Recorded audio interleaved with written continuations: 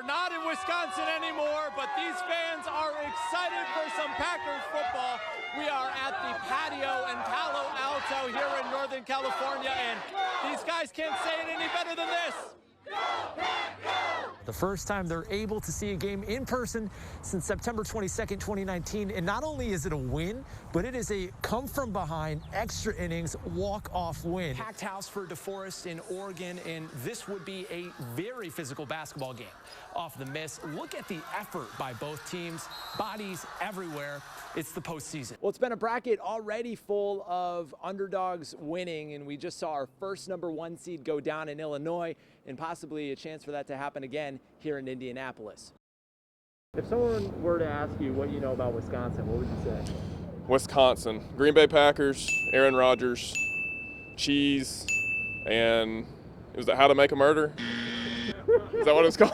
Something like that.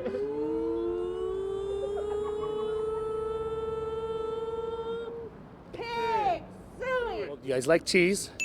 You guys are a Great Lakes state, so it's probably very cold, probably very boring. You guys are they the land, a state of 1,000 lakes? You know, this is like the claw. Well, for me, like Upper Peninsula type stuff, so, you know. You mean Michigan? That's more Michigan, right? Go GCU. Oh! The Dells. I love the Dells. Was that the farmer in the Dell? Sick 'em Bears. If someone would say, like, hey, would you ever want to go to Wisconsin? Like, what would you say? No.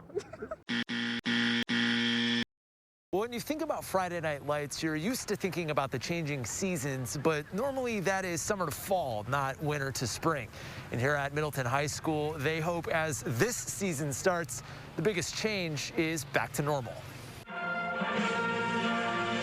The sounds, the sights, and the screaming fans are all back after nearly a year and a half of waiting. It's Friday Night Lights again. Yes, it's in the spring. Who would have ever thought? But it is Friday Night Lights. For Principal Peg Shoemaker, it's a chance to see her students excited about something. For a lot of kids, really extracurriculars, athletics, these are pieces that are part of the high school experience, the tradition. Tonight, 500 pre-registered family members and friends checked in and then had a chance to check out the athletes who have been through a lot this past year. For me to be here in this moment and with this opportunity right now is one word: everything. Athletic Director Jamie Sims knows how hard these players have worked, both at practice and also to make sure they're staying healthy. Our coaches and our athletes have done a phenomenal job with meeting the expectations that we set, and we set the bar high. And tonight, their reward for that is a chance to compete, and for everyone involved, a chance to do something normal for the first time in a while. Just this night feels like we're starting again. We're able to start again. And I don't know, it's a huge shot in the arm to all of us. Rising above Sherland Avenue along the Wisconsin state line, the new home of Beloit's minor league baseball dreams. And while it's not quite halfway done, on game day that this will end up being the main entry. Senior VP of Development John Gackstetter is giving us an inside look at the project many hope will change the way you view not just the team, but the city of Beloit itself. What we want is for people to park downtown, go to lunch or shop at the storefronts, and then walk to the stadium. The stadium is a tight squeeze, set between the Rock River, the state line, and City Hall. Gackstetter says this will make its 3,500 person capacity feel intimate. It was going to be the only way that we saw this project would be successful was that we found a site downtown and we were lucky enough that it fit by a couple inches. But the project itself almost didn't even happen. This time last year, the Snappers were on the list of 40 minor league teams around the country up for elimination. Everything hinging on the team's new ownership and, of course, a new stadium. Diane Hendricks and Dennis Connerton and the Riverbend Stadium Authority sat down and said we're willing to take this risk. It's a huge risk, but it's something that we need in this community.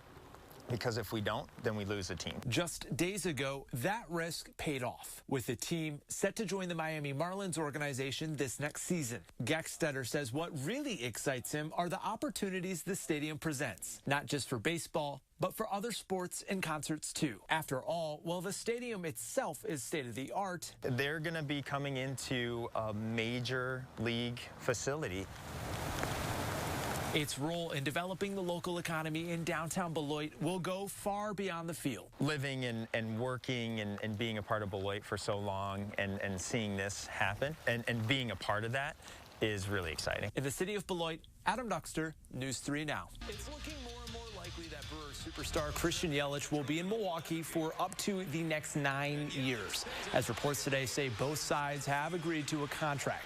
Contract details that Yelich would earn $26 million a year for the 2022 through the 2028 seasons, with a buyout option in 2029.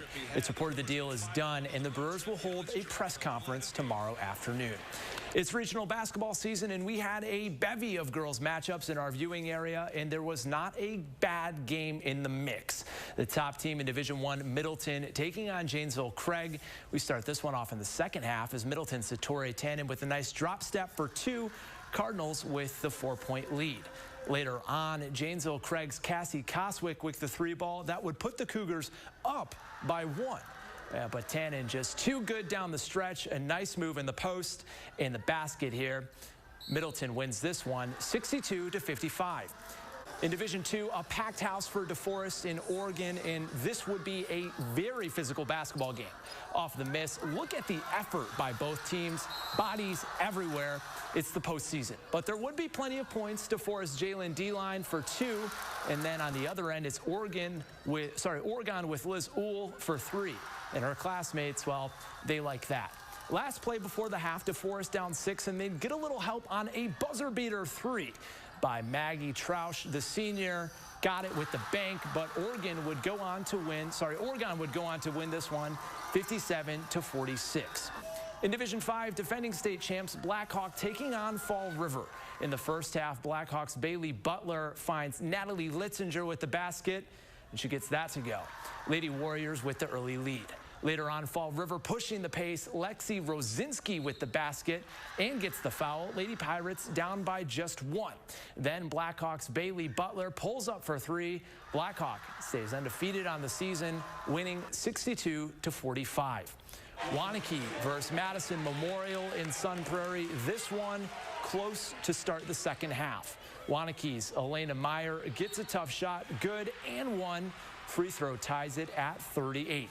On the other end of the floor, Lilani Kapanis finds Micah Ward, who nails the open 3. Later on, Memorial again, good passing. Kapanis with the score. Back and forth this one would go. Here at Wanakee's Lauren Mute looks helpless, but has eyes in the back of her head because she finds Brooke Ale, but it would not be enough. Madison Memorial wins 70-58. Platteville taking on Prairie du Chien at Lodi High School early in the first half. Hillman with good ball movement, leading to a Josie Nice 3-pointer. But the Blackhawks, they're not backing down as Abby Fye sees her lane, and she takes it all the way to the rack. This one very close early. Again, back and forth these teams would go across this one, but Becca Hoyer with the 2 with the Blackhawks. Blackhawks now. Sophomore Lily Cran somehow gets this one to go in traffic, and then later on it would be Cran again for 3. She takes it from the top of the key and makes it, but it would not be enough as Platteville wins a close one 49-44. Now, with all the talk about tournaments, it's only fitting we end with the best thing you'll see tonight in the end of a tournament we've all been watching very closely. And of course, again, we're talking about the Soup Ear Bowl Championship, or the online poll to determine who on the Wisconsin Badgers wrestling team has the best cauliflower ear, which is a condition wrestlers will eventually get over time. Well, voters didn't know who the ears belonged to as they were voting, and the winner ended up being Coach Chris Bono. And I guess that's true what they say, you have to learn from the best.